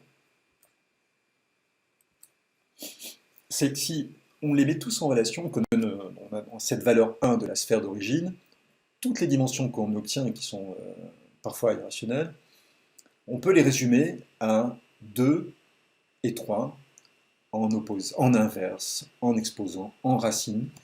Tous les nombres qui représentent les rapports internes et les rapports entre eux, les différents solides de Platon, ça passe par le 2 et le 3, nos deux fonctions actives d'origine. Donc ça veut dire que, si on fait un petit zoom, la surface d'une face de tétraèdre, si le tétraèdre est dans une sphère de rayon 1, vous allez obtenir 2 sur racine de 3 en valeur, qui correspond à une arête du cube, qui correspond à la racine de la surface du cube évidemment, qui correspond à la surface totale du développé du cube, mais multipliée par 3 divisé par 2 au carré fois racine de 3 sur 3. En bas, ça correspond au volume du cube, mais multiplié par 3 sur 4, sur 2 au carré. Ça correspond donc la surface d'une face de tétraèdre correspond à la surface d'un octaèdre, mais multiplié par 2 au carré, donc par 4, et ainsi de suite, au volume de l'octaèdre. Voilà. Donc il y a vraiment un lien très très intime. Donc ça, j'ai oublié de vous faire passer les petites flèches sur ce que je commentais, je suis désolé. Je vais essayer d'avancer un petit peu plus vite et de ne pas oublier les choses importantes. Voilà. Donc, je reviens toujours au résumé des 4 principes opérants, et on voit que de notre unité de départ, on revient toujours au 2, au 3 et au 5. Les 4 principes opérants majeurs, les 4 principes qu'on peut appeler véritables. Le principe antérieur. Ce qui nous amène au 6, donc la trame et le développement du vivant. On va parler de la génération du temps. Donc on repart de notre dyade d'origine, la première scission, et on voit qu'il n'y a qu'une seconde scission, tout naturellement par les points d'intersection. On a l'hexagone, l'hexagramme, c'est extrêmement simple. Donc, si on regarde maintenant en termes de... Si on va plus loin dans la scission et qu'on sépare les cercles, on voit qu'à l'intérieur de cette dyade, si le diamètre d'un cercle c'est 1, le petit cercle intérieur a un diamètre 1,5. Et si on regarde ça en superposition avec le champ harmonique, ce qui est intéressant, c'est que même 6 a le 6 n'a a priori pas grand-chose à voir avec le nombre d'or, on voit quand même que les 6 cercles sont contenus dans le nombre d'or, et ce qui nous amène également, ce qui va nous amener au 7, ce qui va introduire le 7, puisque si on est dans une sphère en volume de diamètre phi, nombre d'or, on va pouvoir y mettre 14 sphères de valeur 1,5, 14 multiplié par 1,5 divisé par 2, le rapport c'est 7. Donc là, on commence à sortir des principes primordiaux, des premiers principes de scission et de création de points, et là on va arriver à quelque chose qui se développe autrement, par rayonnement, et pas seulement par intersection. Donc c'est ce qu'on a vu tout à l'heure, la géométrie de la fleur de vie. Alors la géométrie de vie, ce qui est intéressant tout à gauche, c'est qu'elle est faite de 55 cercles et 89 amandes. Le rapport entre les deux, c'est le nombre d'or, quasiment. Donc là, on parle de rayonnement et d'augmentation, maintenant, par 6 diades et 7 cercles. Donc on part du cercle central d'origine, et on a les 6 cercles autour et le 7e au milieu. Donc on regarde à droite, c'est une simplification de la fleur de vie, c'est la fleur de vie au rang 1, donc symbole de vie. Donc c'est pour ça que le 6 est associé à la génération, donc à la création du vivant. Et en termes de scission, de division cellulaire, on comprend très bien pourquoi. Et nous avons les 7 fleurs de vie de rang 1, donc 7 autour et une au centre. Donc on est dans la perfection de la scission, de la trame du vivant, puisque on est toujours relié évidemment par les dyades au nombre d'or. Ce sont les origines de la géométrie de vie et du principe 7. Donc c'est le lien unifiant de la création et du vivant. C'est ce que je vous avais exprimé en introduction. Donc, génération et temps. On va regarder un petit peu quelques données. Alors le facteur 6, c'est le facteur commun à l'orientation spatiale et au temps. On a 3 plans en petites lignes en dessous, on a 3 plans de l'espace qui nous donnent le cube. Ça nous donne 6 orientations perpendiculaires. On a donc 6 faces également sur ce cube. Si on prend 360 degrés, les 360 degrés du 6 divisé par 6, ça va nous donner, donc là on est dans la géométrie, mais ça va nous donner 60 heures, minutes, secondes. Et si on divise, donc on voit bien qu'on a le même outil pour le temps et l'espace. Si on divise encore 60 par 6, on va obtenir 10. On retrouve l'unité. Je ne vais pas me risquer à des interprétations. Mais si on divise 10 par 6, on va obtenir 1, 6, 6, 6 à l'infini. De nouveau 6 avec l'unité. Ce qui nous donne un rapport de 5 tiers. 5 tiers, ce sont les deux premières structures du vivant. En fait, vous avez le 3, la toute première structure, c'est le rapport entre la première structure géométrique du 3 et 5, le rythme harmonique, phi, qui ouvre la voie à la génération et au temps. Alors, d'où je tiens ça? C'est dans les travaux d'un monsieur qui s'appelle Schwaller de Lubitsch. Vous trouverez des informations sur lui à la fin de cette présentation, qui disait « En l'unique n'existe ni création ni temps, tout débute avec la scission, donc la dyade, notre premier dessin d'origine. Ainsi la genèse commence et devient l'activité unifiante de tout ce qui a été désuni, séparé. C'est cette activité par son début et sa continuité qui crée le temps. » J'ai trouvé ça extraordinaire à méditer et parfaitement cohérent. Donc si on fait maintenant un petit exercice mathématique, la suite 1, 5, 6, 11, on a vu l'importance du 1, du 5 et du 6 dans la génération du vivant. Et on va voir comment toutes les suites de nombres mènent au nombre d'ordre. Vous connaissez peut-être la suite de Fibonacci. Donc le principe est simple, on part de 0, plus 1, ça donne 1. Alors, je vous fais un petit topo vite fait à gauche, vous avez ce qu'on appelle le rang, c'est-à-dire le niveau d'opération. Ensuite, à droite, enfin au milieu plutôt, vous avez, vous voyez, 0 en gras, plus 1, c'est égal, en dessous, 1, 1. En dessous, si on ajoute 1, qui est le résultat précédent, on obtient 2. En dessous, si on ajoute 1, on obtient 3. D'accord? À 3, on va ajouter le résultat précédent qui était 2, on va obtenir 5. D'accord? Donc, en gros, au rang suivant, on ajoute le résultat du rang précédent. C'est très simple. Et tout à droite, le rapport entre les rangs, c'est-à-dire quel est le rapport entre le rang 7 et le rang 6, par exemple? Si on regarde concrètement, on va diviser ce qu'on obtient alors, autour du rang 7, pardon. Donc, ce qui est en dessous du rang 7, c'est le 13. Ce qui est au-dessus, entre 6 et 13, c'est 8. Donc au rang 7, le rapport entre le 13 et le 8, c'est 13 divisé par 8, c'est 1,625.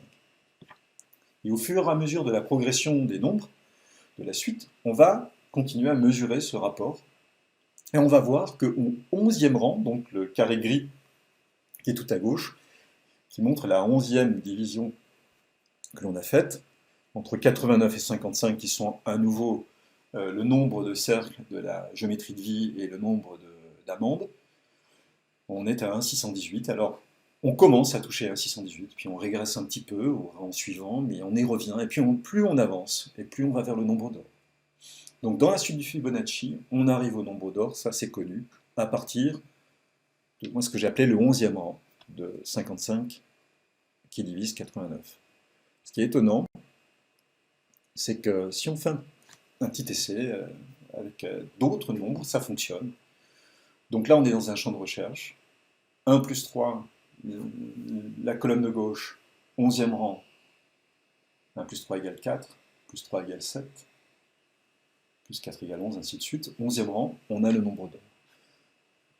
La colonne suivante, 1 plus 4, 11e rang, nombre d'or, et ainsi de suite. Alors j'ai sauté les 1 plus 6, plus 7, plus 8.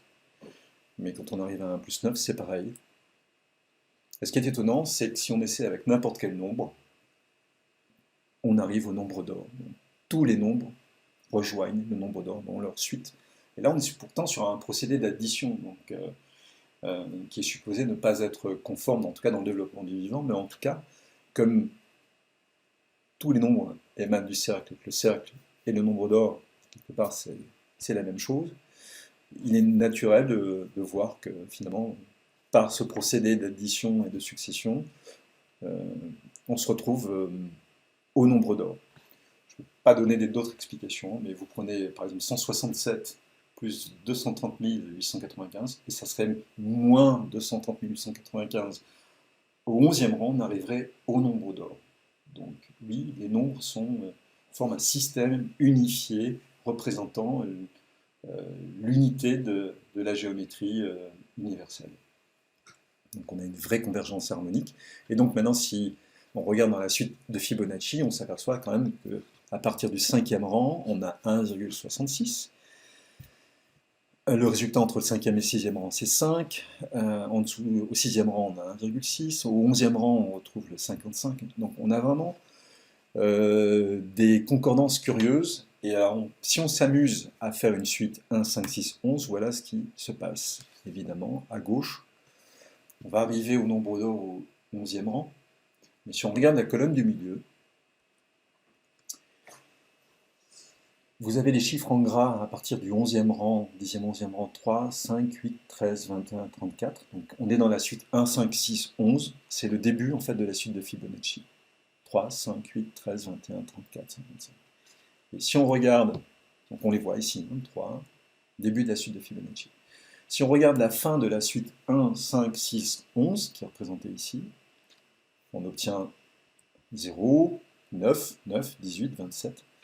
Il y a quand même un lien derrière. Il faut diviser par 9 pour retrouver la suite de Fibonacci. 9, c'est le dernier nombre unitaire. C'est celui qui ferme le cycle.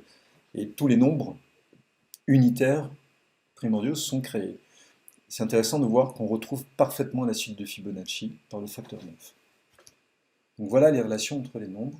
Donc un petit schéma qui montre qu'à travers les nombres, on est toujours dans un système unitaire relié à l'unité originelle. On a utilisé évidemment le 5 qui est le rythme harmonique, donc on est bien dans un rythme numéraire. Le développement du vivant, la génération et le temps, le 6. Et le 11, on a deux chiffres 1, qui représente évidemment l'unité, la relation, la scission, dualité, équilibre. On a toujours nos principes natifs d'origine, nos principes véritables, et tout est dans une cohérence parfaite, même dans les nombres et dans leurs relations. Voilà. Donc ensuite, on va aller au 7.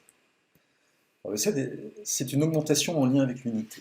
J'ai appelé ça le libre arbitre, c'est juste une façon de penser pour vous représenter l'idée que même si la création se développe d'une façon qui pourrait paraître anarchique, chaotique, il n'y a jamais de chaos. Il y a toujours un lien à l'intérieur qui est invisible. Donc on passe donc du rayonnement, comme on a vu tout à l'heure avec le 6 et le 7, à l'introduction du 7, du rayonnement à l'augmentation par la scission, c'est-à-dire que nos cercles vont se séparer. Donc dans les dessins du haut, on retrouve nos 6 cercles tours et un au centre. On a également la structure alvéolaire, c'est l'organisation parfaite des cercles et d'un polygone. On ne peut pas être mieux organisé que ça, c'est-à-dire que l'hexagone est la forme la plus fidèle au cercle pour un développement justement, un développement par scission. Donc tous les cercles, tous les hexagones sont imbriqués les uns dans les autres sans laisser d'espace de façon parfaitement régulière et infinie. Un petit rappel sur la sphère au nombre d'or qui contient en effet nos 14 sphères 1,5, donc introduction des rapports 7. Et si on regarde en bas, on a donc le principe de dyade. Alors on en a fait 4 de dyades. On prend un cercle d'origine, on a 4 cercles autour dont les centres sont sur le contour du cercle central. Si on regarde en 3 dimensions, à gauche, on voit un effet de molécules, on voit à l'intérieur par transparence le cercle d'origine, et si on sépare ces cercles, nous avons 7 cercles, 7 sphères. Donc c'est vraiment l'origine, c'est le principe de scission, les cercles se séparent, les sphères se séparent, et c'est l'origine du 8 volumique, de 2 au cube, qui nous donne 8. On va voir après comment ça fonctionne. Donc voilà, petite image un peu reposante, après tous ces dessins un peu sérieux. Donc on va repartir, on va faire un petit exercice de réalisation d'un heptagone par l'égalité des côtés des angles. Alors c'est ce que j'appelais la version approchante parce que je touche aux limites du logiciel. Il me semble que c'est juste, mais j'ai quand même un doute, donc je préfère le dire. Mais en mathématiques, il est impossible de réaliser, et en géométrie algébrique, impossible de réaliser un heptagone, donc un polygone régulier à cette face. Mais comme on a vu précédemment, il y a quand même une rationalité géométrique qui échappe à la géométrie à la rationalité mathématique. Donc on va aller plus vite là-dessus. Voilà, en gros, comment, par justement le principe créateur du cercle et de cercle qu'on fait bouger entre eux d'une certaine manière, en utilisant les fonctions précédentes, comment on va générer un heptagone. Donc, on a deux cercles en pointillés, c'est notre dyade d'origine, qu'on a mis à l'horizontale. L'intersection, c'est racine de 3, évidemment, alors on a une valeur 1 pour le rayon de notre dyade d'origine, donc racine de 3, qui va nous permettre, à partir du centre de la dyade, de tracer un cercle avec 2 points d'intersection qui va nous donner racine de 7. Donc racine de 7 maintenant est en haut. Le centre de la dyade, le petit cercle pointillé, on va le dupliquer une fois en haut, une fois en bas. On va obtenir, donc on va faire en sorte que ce soit en contact, en tangence, on va obtenir 2 nouveaux points d'intersection avec notre dyade, par lesquels on va pouvoir faire passer un nouveau cercle, racine de 5. Voilà, donc tous les centres des cercles sont concentriques avec d'autres cercles qui ont été créés précédemment.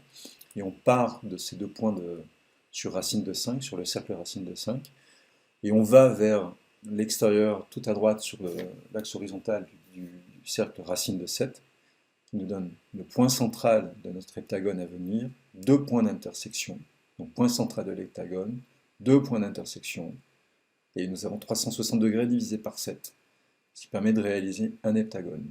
Voilà. Alors pour regarder les choses sous un autre angle, si on part au contraire d'un heptagone parfaitement réalisé, avec un outil informatique, et qu'on essaie d'y trouver justement un lien avec les principes d'origine et toute la géométrie harmonique, on va arriver à quelque chose d'assez étonnant. Donc on a pris 3 points noirs au sommet des heptagones, les 2 points à droite et à gauche, on va les descendre sur l'axe horizontal. Sur cet axe, ça va nous donner des points, on va pouvoir tracer 3 cercles identiques. C'est le principe de la dyade, mais on voit qu'on n'est plus dans une dyade où le centre de l'un est sur le contour de l'autre. C'est pour ça que j'ai appelé ça le libre arbitre. On trace voilà, des cercles encore autour qui correspondent à la hauteur totale du cercle dans lequel l'heptagone s'inscrit. Et les intervalles entre ces cercles vont nous donner d'autres cercles et il y a un rythme.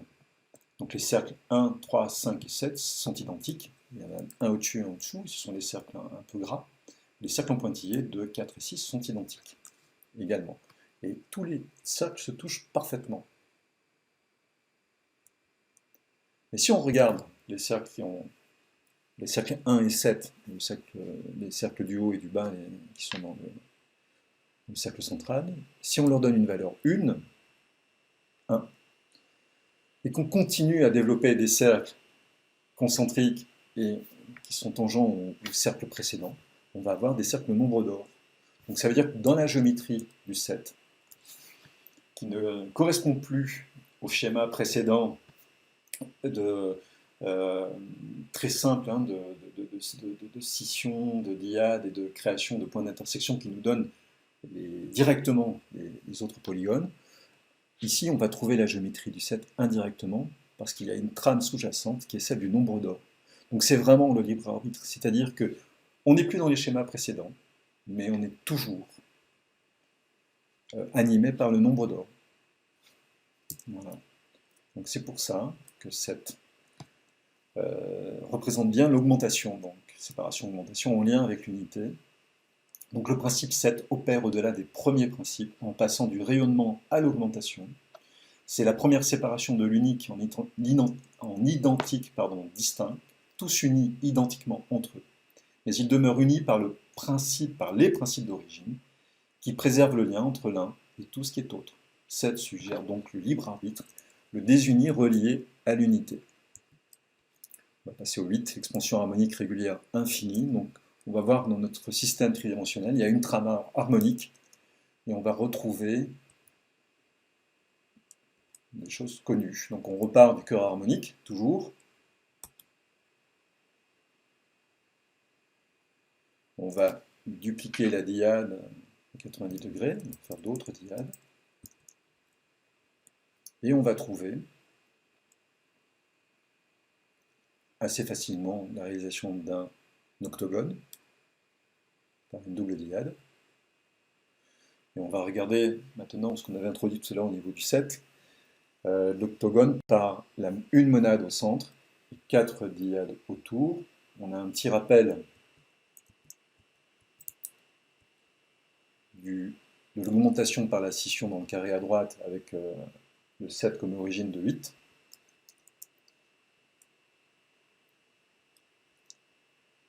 Donc on voit notre octogone ici, très simplement. Et dans cet octogone, on retrouve donc nos 4 cercles d'origine qui ont permis de créer l'octogone. On les retrouve ici. Et on retrouve notre proportion au nombre d'or, comme on l'a vu à l'origine. Le nombre d'or est ici. Donc forcément, il est partout, dans les autres cercles. Et si on prolonge la scission, on va arriver à une étoile. Les branches vont se rejoindre. Et ça va nous donner justement une trame harmonique au nombre d'or. J'ai appelé ça l'étoile harmonique, qui est complétée par les scissions. Et on va regarder les rapports qu'il y a dans cette étoile. Et on va se concentrer sur le rapport 1/5 qui est ici. Ici, la valeur vous avez la valeur 1 qui est en haut, donc si on a la demi-largeur de l'étoile, c'est 1, ou son rayon de petites branches. La valeur en bas est 1/5, et on va la dupliquer, on va la faire bouger à droite, à gauche, en haut et en bas, en dupliquant.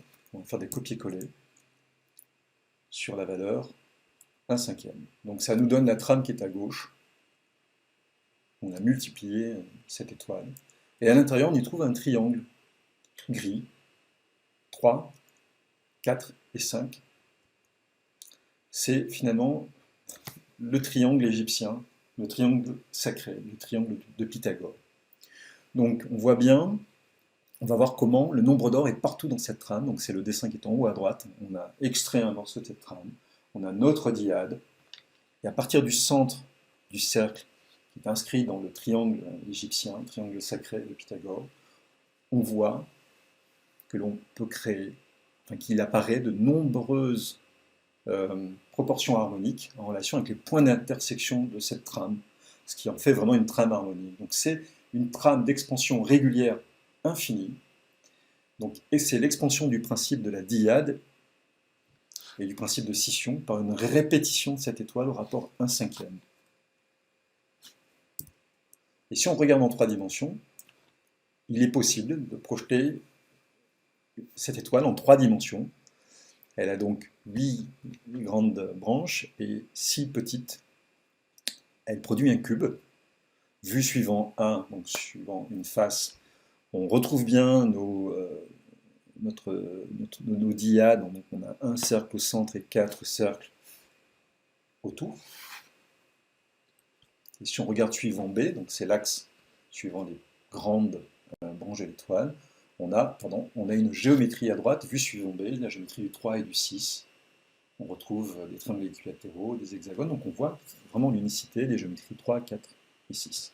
Et ici, on voit également le rapport avec les 5 solides de Platon.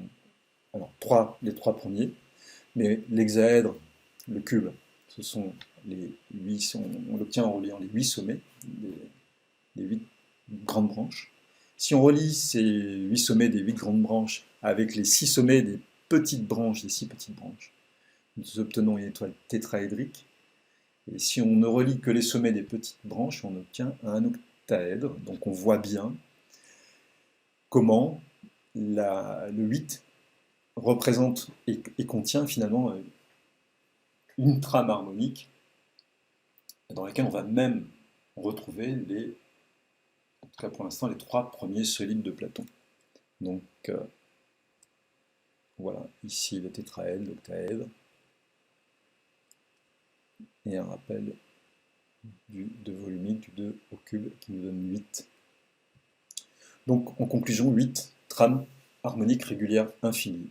Donc on avait une unité de distance à l'origine, quand les 2 cercles se séparent, qui ont créé les premières structures géométriques, le triangle équilatéral, le carré, le pentagone, etc. Donc on avait une unité de surface, et avec le 8, on passe à l'unité volumique. Donc c'est un système unitaire, où c'est le volume qui est une unité, à l'infini, et complètement relié au nombre d'or. On passe au 9, donc accomplissement par la permanence harmonique, et cycle de la création infinie. Donc là, à gauche, on repart sur notre dyade d'origine, avec si chaque cercle de dyade a valeur 1, le cercle en gris intérieur a valeur 1,5. Dessin du milieu, on commence la scission, et chaque nouveau cercle va générer une nouvelle scission. On voit qu'à droite, on a 9 noyaux, on a 8 scissions harmoniques, donc on a 9 noyaux, 9 cercles. Et que ces 9 cercles sont contenus dans les 2 cercles, dans cette amande, cette espèce de vésicule ici qui est créée par les 2 cercles en nombre d'or de notre champ harmonique. Donc le lien entre le 9 et le champ harmonique et le nombre d'or est bien réel.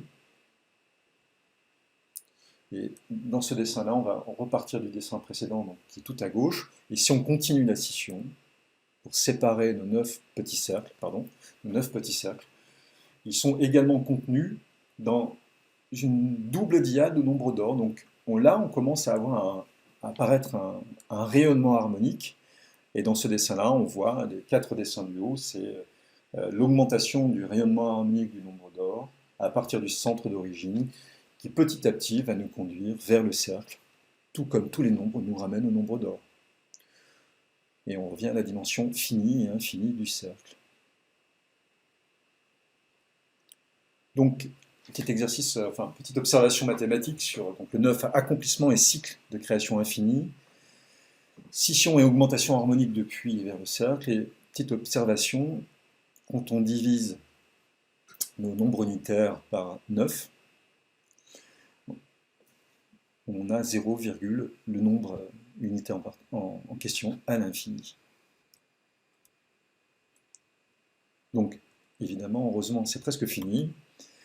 On retrouve, donc, en synthèse,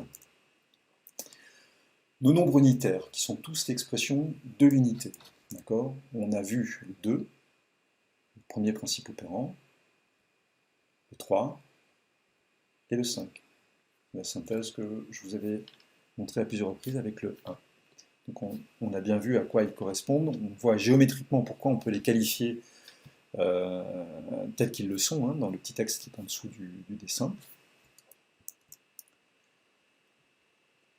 5 et 6, on a bien vu comment ces deux principes, hein, ces deux fonctions, ce ne sont pas des nombres, hein, les nombres en résultent, donc il faut réfléchir, penser la chose autrement, inversement. Donc ces principes opérants sont à l'origine du développement du vivant et de son lien harmonique avec l'unité originelle. Donc les fonctions vraiment pures et natives.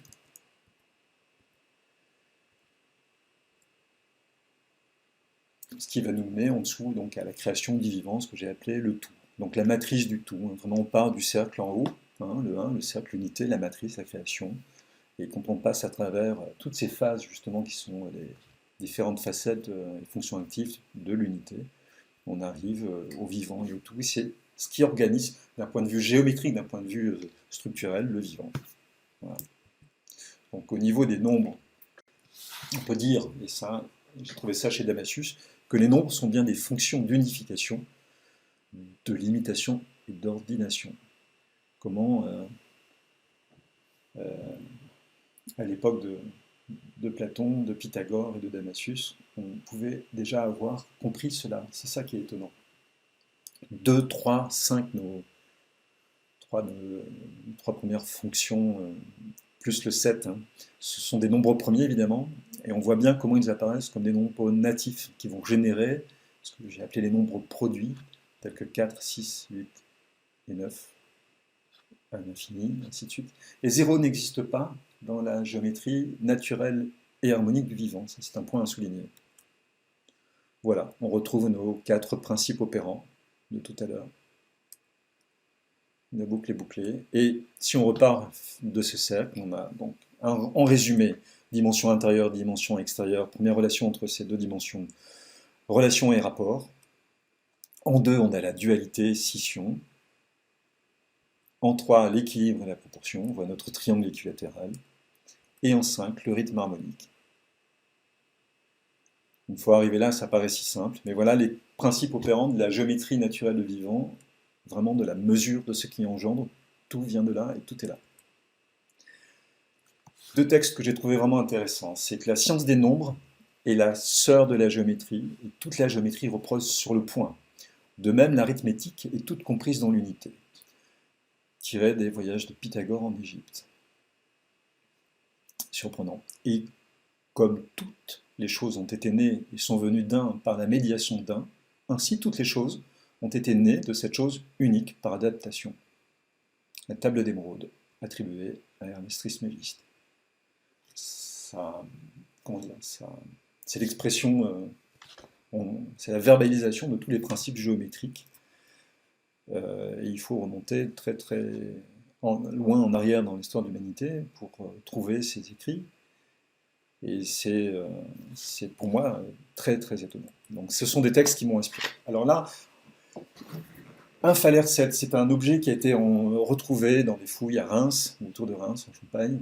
Intéressant de voir comment les anciennes civilisations, les anciens philosophes avaient déjà sûrement une connaissance de ces principes-là. Donc ce phalaire qui mesure à peu près 11-12 cm de diamètre, qui est un peu comme une broche.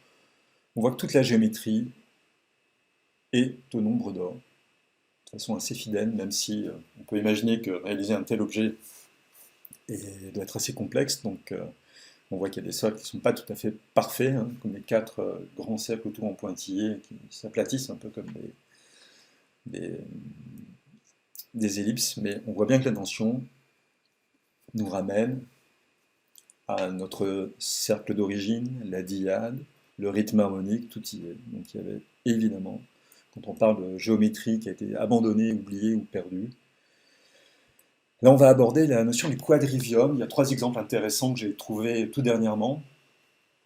Le quadrivium, ce sont des enseignements de Pythagore, donc l'arithmétique, la musique, l'astronomie, je crois, et la géométrie. Enfin, j'ai peut-être fait une erreur sur l'astronomie, pardon. J'ai mal révisé, on dirait.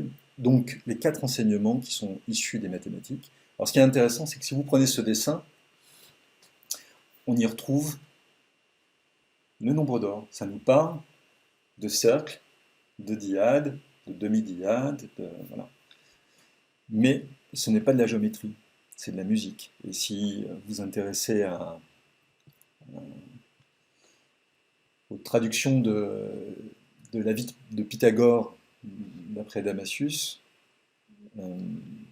Pythagore nous explique qu'en effet, la musique vient de la géométrie, enfin pour lui des mathématiques. Il disait que tout est réalisé d'après le nombre, mais organisé d'après le nombre, mais on vient de réaliser que tout est organisé d'après la géométrie naturelle de l'univers, peu importe le nom qu'on lui donne, géométrie harmonique ou autre, et on voit bien que tout vient de la géométrie, et la musique également. Aussi, dans le quadrivium, l'astronomie, donc entre ces 2 cercles, on va retrouver la divine proportion, l'origine de la création.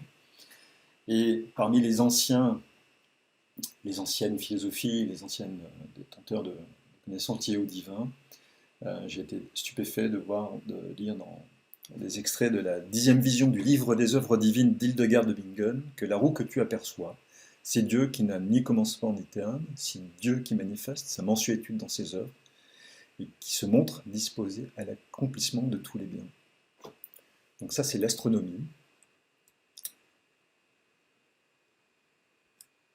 La géométrie. Donc, on retrouve la dyade, c'est surprenant, principe créateur du cercle. Mais ce dessin est secret, il ne nous dit pas tout. Il nous montre le trait horizontal qui relie les centres des 2 cercles, et il nous montre le début d'autres dyades, de la création d'une rosace et de tous les rapports qui vont naître de ça. Donc, déjà à l'époque de Pythagore, on avait connaissance de ces principes. Et voilà, deux petits textes qui m'ont animé, qui m'ont porté dans cette recherche. Je vous laisse les lire tranquillement.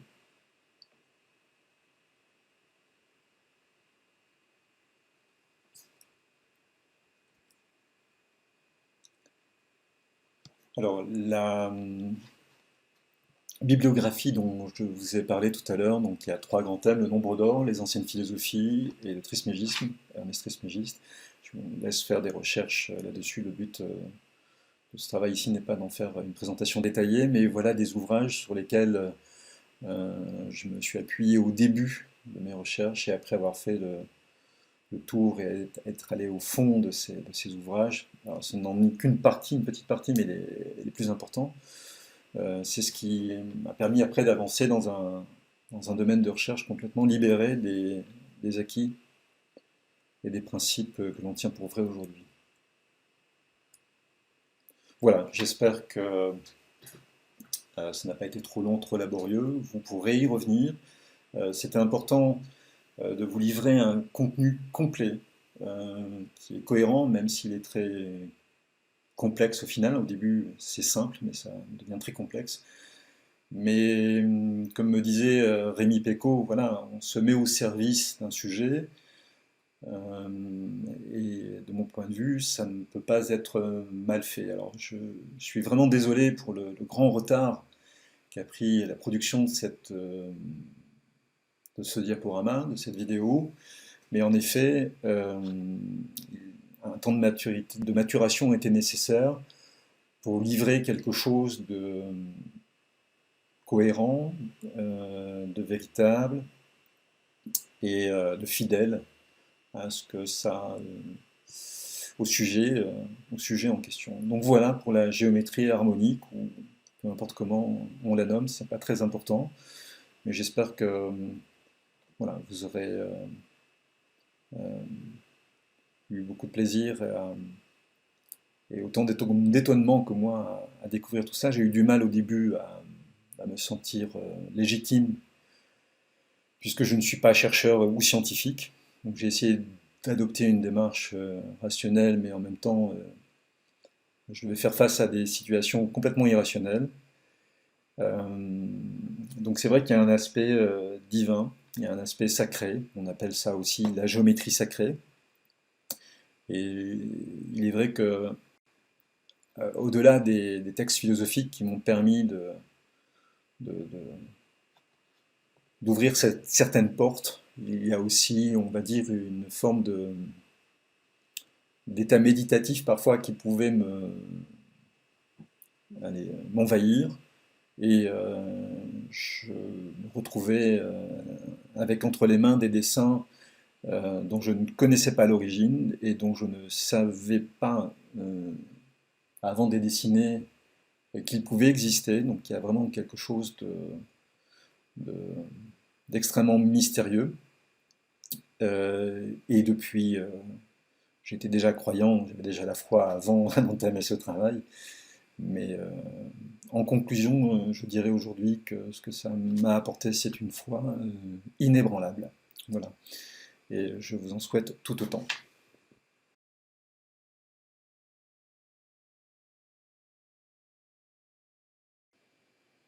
Voilà. Merci pour votre attention.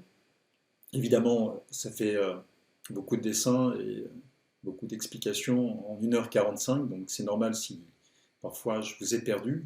J'en suis désolé, mais c'est tout à fait normal. Moi-même, quand je reprends certains dessins, qui ont parfois même qu'une semaine, il m'arrive de ne pas m'y retrouver immédiatement, mais en reprenant le chemin depuis l'origine avec le dessin par le cercle et la progression, la procession, j'arrive toujours au même résultat. Si vous trouvez qu'il y a des choses un peu curieuses, bizarres, si vous avez envie de remettre en question, n'hésitez pas, refaites les dessins par vous-même, vous verrez, c'est toujours très intéressant.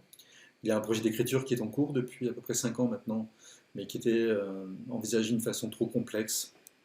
Donc, l'occasion de cette conférence et de cette présentation, qui est finalement une synthèse des premiers enseignements, puisque ce n'est qu'une partie des recherches que j'ai pu produire en 11 ans. Ce sont les bases, hein, les fondamentaux. Donc, ce premier projet de livre prend maintenant une forme beaucoup plus simple, je l'espère en tout cas. Ça va être un copier-coller de cette présentation, les mêmes dessins, le même rédactionnel évidemment, j'espère en mieux et en plus complet, parce qu'il y a eu quelques oublis, mais ce n'est pas très important pour la compréhension du sujet dans un premier temps. Voilà, encore un grand merci à Rémi Pécaud d'avoir cru en ce sujet. Merci de m'avoir aussi bousculé pour remettre mes idées en ordre et essayer de me mettre à votre place pour faire en sorte que ça puisse être audible, entendable et compréhensible. J'espère que c'est le cas. Et merci évidemment à toutes les personnes, amis, familles qui ont cru en moi ou qui m'ont parfois un peu bousculé pour me remettre en question aussi et essayer de mieux servir ce sujet. Voilà. Donc peut-être à une prochaine conférence ou à un prochain contenu à vous délivrer, j'espère. Au revoir.